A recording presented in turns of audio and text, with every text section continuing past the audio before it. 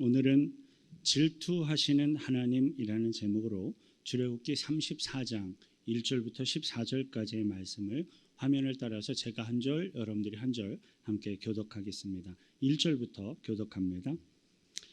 여호와께서 모세에게 이르시되 너는 돌판 둘을 처음 것과 같이 다듬어 만들라.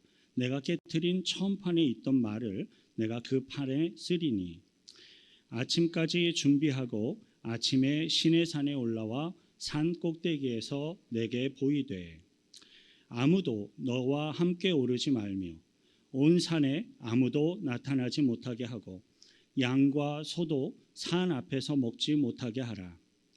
모세가 돌판 둘을 처음 것과 같이 깎아 만들고 아침에 일찍이 일어나 그 두 돌판을 손에 들고 여호와의 명대로 시내산에 올라가니 여호와께서 구름 가운데에 강림하사 그와 함께 거기 서서 여호와의 이름을 선포하실세.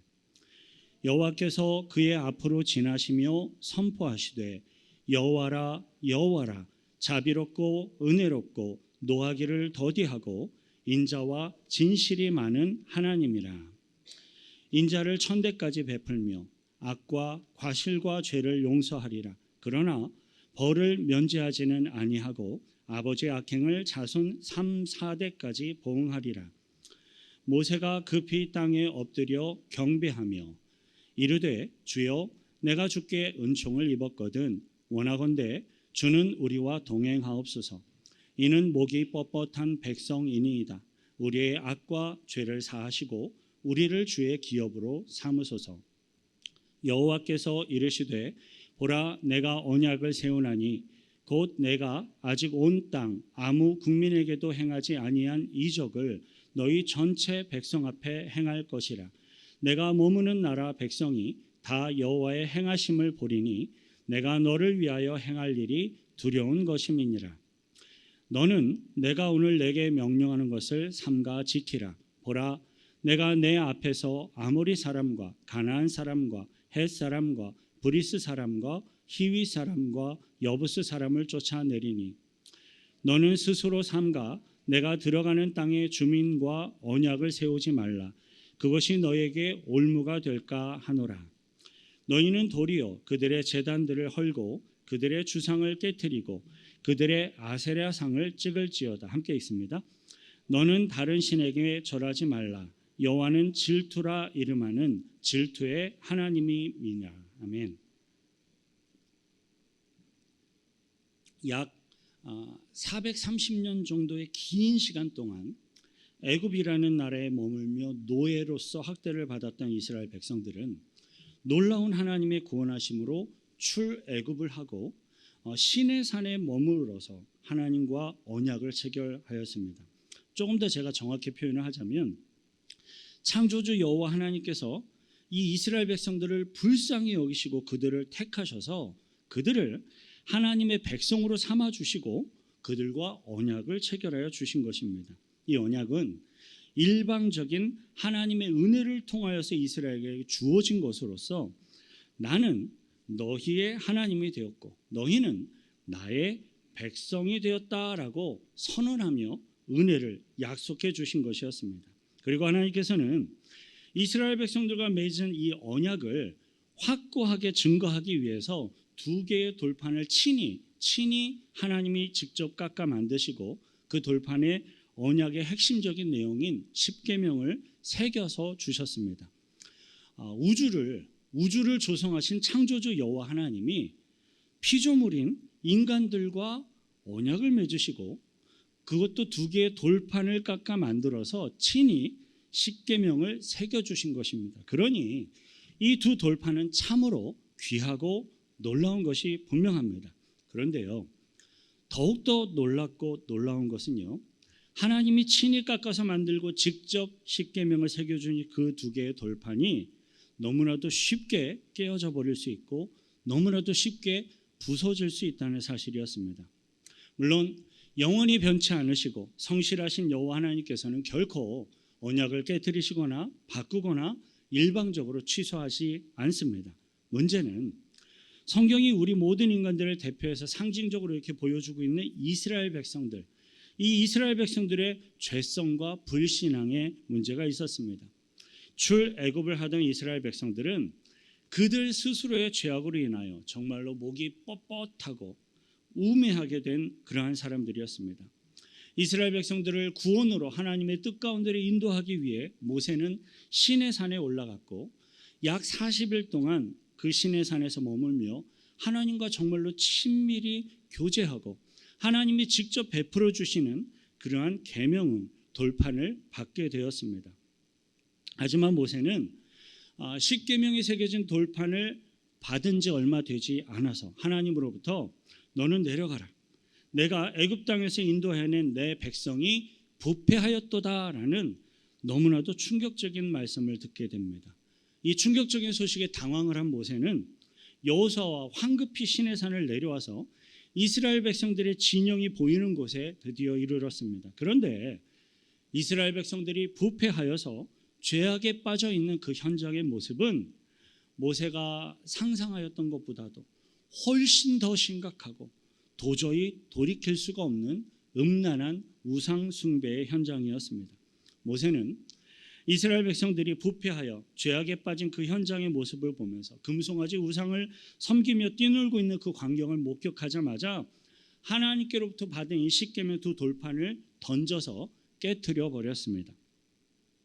이러한 모세의 행동은 홧김에 경솔하게 행한 게 결코 아닙니다. 모세가 하나님으로부터 받은 이 십계명 두 돌판을 던져서 깨트려 버린 것은 지극히 상징적이고 교훈적인 행동이었습니다. 왜냐하면 하나님이 이스라엘 백성들과 체결을 하였던 이 언약은 이 이스라엘 백성들이 금송아지 우상을 만들어 놓고 그 우상을 숭배하는 그 순간에 이미 그 언약은 깨어졌고 이미 그 언약은 무너져 버렸기 때문입니다. 이스라엘 백성들의 이 금송아지 우상 숭배 죄악은 소수의 몇 명에 의해서 이렇게 주도된 게 아니었습니다. 이스라엘 백성들 전체를 대표해서 진행된 자발적인 우상 숭배의 범죄였기 때문에 그 죄악은 더욱더 크고 심각한 것이었습니다. 따라서 하나님께서는 이스라엘 백성들을 모두 다 진멸해 버리고 모세 너를 통하여서 내가 새롭게 하나님의 백성들을 세우리라라는 참으로 두렵고 무서운 선고를 하셨습니다. 이에 모세는 엎드러집니다. 자신의 옷을 찢습니다. 애통하며 이스라엘 백성들을 위해서 하나님께 회개의 기도를 드리기 시작을 합니다. 모세는 이스라엘 백성들이 스스로의 죄악을 깨닫고 회개할 수 있도록 하기 위해서 모세가 취할 수 있는 모든 조치를 조금도 지체하지 않고 행했어요. 금송아지 우상을 불태워버리고 가루로 만들어서 우상을 숭배한 모든 이스라엘 백성들이 다 마시게 하였습니다. 그리고 그때까지도 우상 숭배에 취하여서 혼미하여서 그때까지도 정신을 차리고 못하고 있는 자들은 우상 숭배를 하지 않은 레위인들의 칼에 모두 죽임을 당하게 하였습니다. 모세는 범죄한 이스라엘 백성들의 진영이 있다면 여기서부터 멀리 떨어진 곳에 거룩하게 구별된 회막을 지어놓고 여러 날에 걸쳐서 오랜 시간 동안 그곳에 나가 하나님께 회개하며 경배와 간구를 드립니다. 그리고 이스라엘 백성들은 자신의 처소에서 회막으로 나아가는 그 모세의 모습을 바라보면서 진심으로 자신의 잘못을 돌이키고 회개의 기도를 드리며 하나님께 용서를 구하였습니다. 그러던 어느 날 마침내 하나님께서 모세가 나아가 기도하고 있는 그 회막에 하나님의 영광으로 드디어 임하여 주셨습니다. 하나님께서는 모세가 매일같이 나와 기도하고 경배하며 간구하는 그것으로 인하여 이스라엘 백성들의 모든 이 죄악까지도 다 용서해 주겠다라고 선언을 하신 것입니다. 이러한 하나님의 긍휼, 용서, 이 공의의 모습은 오늘 본문 가운데 다음과 같이 설명되어 있어요. 5절부터 7절 다시 함께 읽습니다. 여호와께서 구름 가운데 강림하사 그와 함께 거기 서서 여호와의 이름을 선포하실세. 여호와께서 그의 앞으로 지나시며 선포하시되 여호와라 여호와라 자비롭고 은혜롭고 노하기를 더디하고 인자와 진실이 많은 하나님이라. 인자를 천대까지 베풀며 악과 과실과 죄를 용서하리라. 그러나 벌을 먼지에 하지는 아니하고 아버지의 악행을 자손 3, 4대까지 보응하리라. 여러분, 우리의 여호와 하나님께서는 인자를 1000대까지 베풀며 악과 과실과 죄악을 다 용서해 주시는 사랑이 많으시고 긍휼이 많으신 분이심을 믿으시길 바랍니다.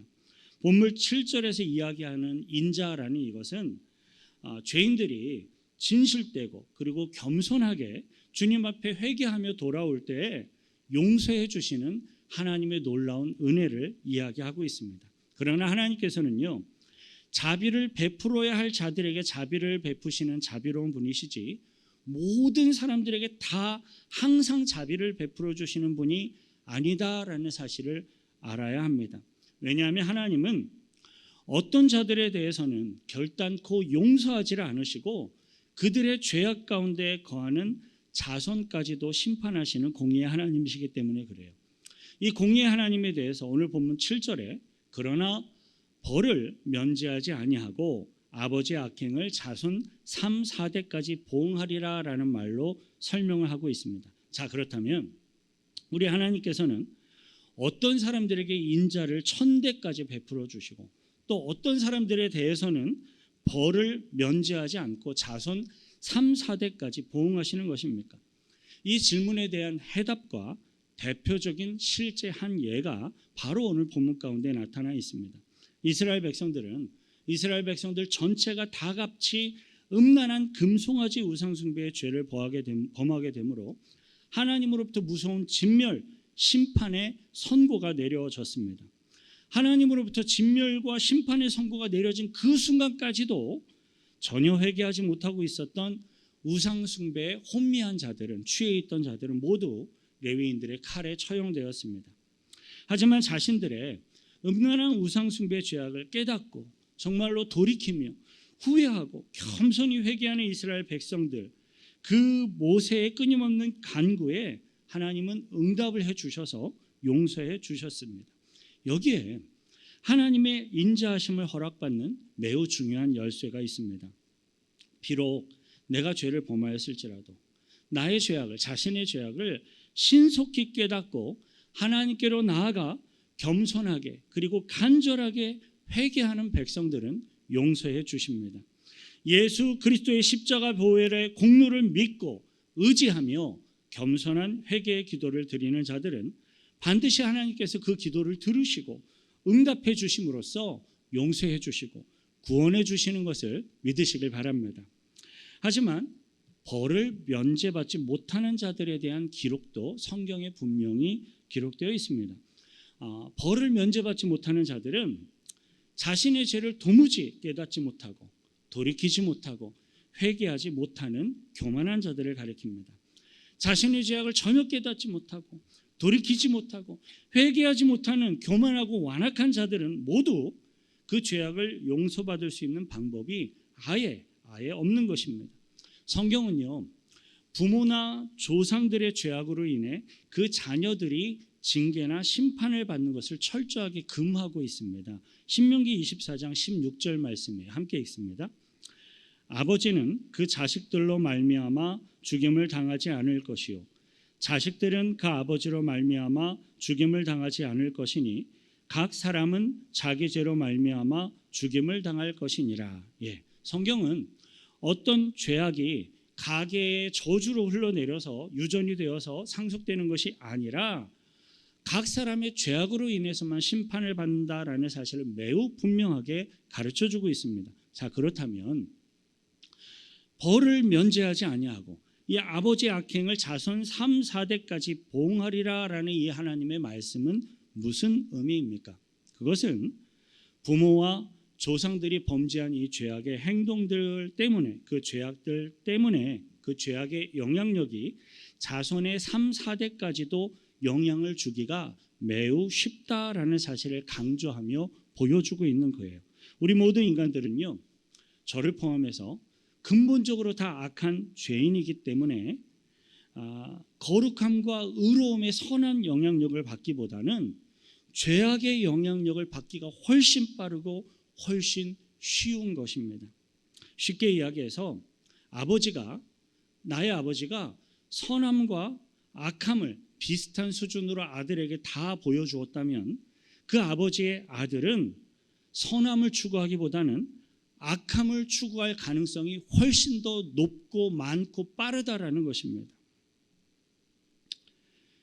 만일에 아버지의 악함을 자손 3, 4대까지 보응하리라라는 이 하나님의 말씀이 아버지의 악함을 보고 배워서 악을 행하게 되는 자손들이 그 스스로의 악함으로 징계를 당하게 될 것이다라는 의미라면 우리 부모들의 책임과 역할은 참으로 막중합니다. 만일에 우리들이 하나님께 드리는 예배를 귀하게 여기지 않고 소중하게 지키는 것을 보여주지 않으면서 우리의 자녀들이 예배를 귀하게 여기는 신실한 크리스천으로 살아가기를 원한다면 그것은 어리석은 것이 되겠죠.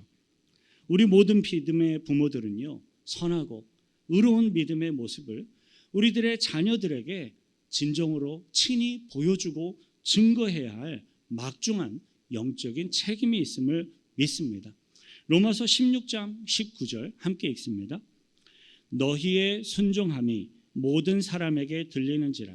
그러므로 내가 너희로 말미암아 기뻐하노니 너희가 선한데 지혜롭고 악한데 미련하기를 원하노라. 선한데 지혜롭고 악한데 미련하기를 원하노라. 진정으로 저와 여러분들은 의롭고 선한 데는 지혜롭고 빠르고 악한 것에는 미련하고 뒤돌아보지도 않게 되시기를 축원드립니다.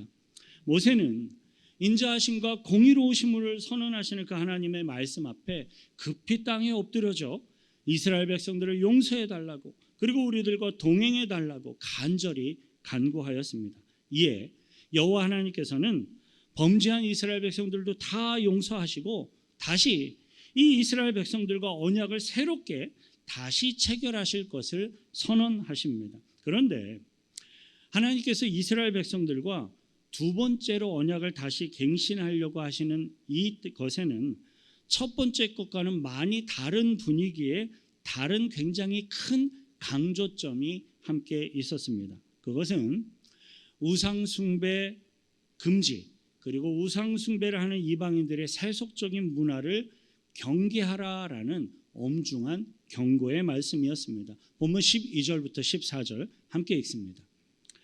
너는 스스로 삼가 내가 들어가는 땅에 주민과 언약을 세우지 말라. 그것이 너에게 올무가 될까 하노라. 너희는 도리어 그들의 제단들을 헐고 그들의 주상을 깨뜨리고 그들의 아세라상을 찍을지어다. 너는 다른 신에게 절하지 말라. 여호와는 질투라 이름하는 질투의 하나님이니라. 여호와는 질투라 이름하는 질투의 하나님이니라. 모든 우주 만물을 창조하시고 조성하신 여호와 하나님께서는 그 언약을 맺은 그 백성들에게 영적으로 질투를 하실 수 있다라는 사실을 기억해야 합니다. 질투라 이름하는 질투의 하나님, 이 말씀을 이해하기 위해서는요, 사랑하는 연인 관계에 끼어든 어떤 사람에 대한 질투를 생각해 보면 쉽게 이해를 할 수가 있습니다. 만일에 어떤 사람이 나는 나의 배우자가 다른 사람과 바람을 피워도 전혀 질투하지 않고 그저 쿨하게 다 용납할 수 있습니다라고 말을 한다면 그것은 굉장히 이상한 겁니다. 그것은 자신의 배우자를 전혀 사랑하고 있지 않습니다라고 말하는 것과 전혀 다르지가 않아요. 진정으로 사랑하는 자신의 배우자가 자신이 아닌 다른 사람과 바람을 피운다면 정말로 맹렬하게 불타오르는 불꽃처럼 질투를 하는 것이 당연한 것이고 그것이 정상입니다. 하나님께서는 마치 신랑과 신부가 서로를 사랑하는 것처럼 하나님과 언약을 맺은 그의 백성들을 열심으로 사랑하셔서 그들을 보호하시고 인도하시며 이끌어 주십니다. 그런데 하나님의 백성들이 여호와 하나님을 배신하고 등지고 우상을 숭배하며 영적인 간음을 행한다면 그 하나님의 질투를 피할 수는 없는 것입니다. 그래서 우리들이 한 가지 반드시 기억해야 할 사실이 있습니다. 우주를 창조하신 권세와 권능을 가지신 여호와 하나님, 마지막 날에 심판주로 임하실 여호와 하나님의 질투는요, 가장 두렵고 가장 무서운 영원한 지옥 심판이라는 사실입니다. 오늘의 본문 10절부터 11절 천천히 함께 읽습니다. 여호와께서 이르시되 보라 내가 언약을 세우나니 곧 내가 아직 온 땅에 아무 국민에게도 행하지 아니한 이적을 너희 전체 백성 앞에 행할 것이라. 내가 머무는 나라 백성이 다 여호와의 행하심을 보리니 내가 너를 위하여 행할 일이 두려운 것임이니라. 너는 내가 오늘 내게 명령하는 것을 삼가 지키라. 보라 내가 내 앞에서 아모리 사람과 가나안 사람과 헷 사람과 브리스 사람과 히위 사람과 여부스 사람을 쫓아내리니. 하나님께서는 내가 머무는 나라 백성이 다 여호와의 행하심을 보리니 내가 너를 위하여서 행할 일이 두려운 것임이니라 라고 선언하셨어요. 여기서 말하는 두려운 것이라는 것은 가나안 땅에서 우상을 숭배하며 영적인 간음을 행하고 있는 죄악이 가득한 이 불신앙인들, 죄악이 가득한 죄악에 만연된 그 모든 죄인들을 다 쫓아내고 제거하는 것을 의미하는 것이었습니다. 그리고 이 하나님의 말씀은 그때 당시 이스라엘 백성들에게 실제적으로 역사적으로 경고하는 말씀이면서 동시에 마지막 날 완성될 천국과 지옥에 대해서 말씀하시는 지극히 영적인 예언의 말씀이기도 합니다. 성경에서요, 가나안 땅은 영원한 천국을 상징하고 영원한 천국을 의미하는 것입니다.